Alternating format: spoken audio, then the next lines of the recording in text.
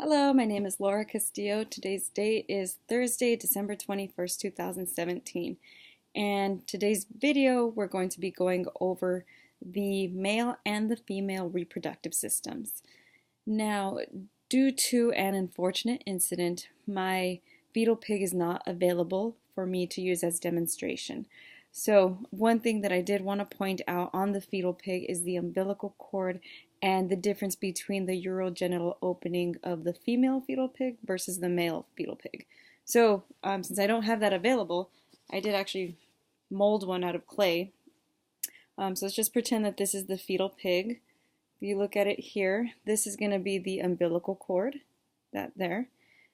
And the difference between the male and the female fetal pig is where the urogenital opening is located. On the male pig, it's actually just by the umbilical cord. The scrotal area is going to be back here, and then the penis actually comes out from this area here. On the female, the urogenital opening is actually located in the back, just by the anus. And so that's basically the difference with the urogenital openings of the male versus the female fetal pigs. And so that's my little guy right here. So anyways, moving on. Since I don't have that available, what I did do is I did decide to draw up my own structure of the male reproductive system and the female reproductive system. So the first one we're going to go over, here we go, the male reproductive system. So I have that here. And pretty simple. This here long shaft area, this is actually the penis. Now if we take this and follow it back here, this is the scrotum. Now within the scrotum sac, we have the testes. Attached to the testes, we have this here, which is called the epididymis. Then we're going to follow that with this little tube-like structure here. This is called the vas deferens.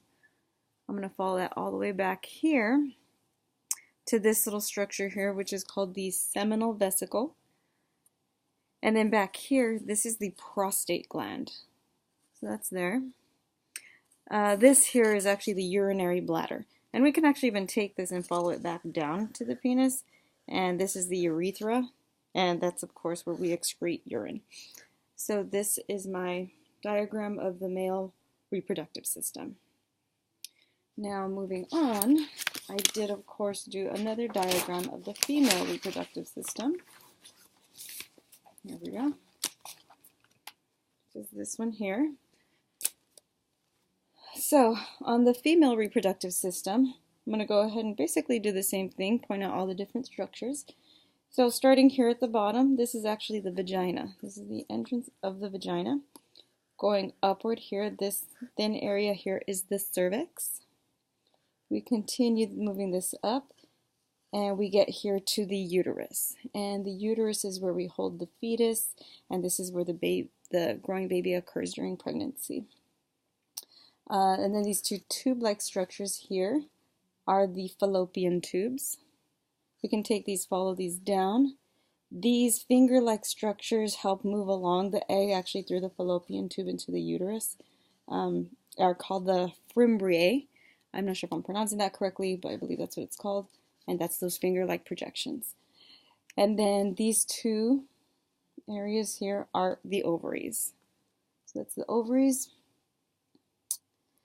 These little ligaments here are the ovarian ligaments. And then I did want to point out actually this structure here in the back. It's a thin piece of membrane that actually helps to anchor the uterus to the body.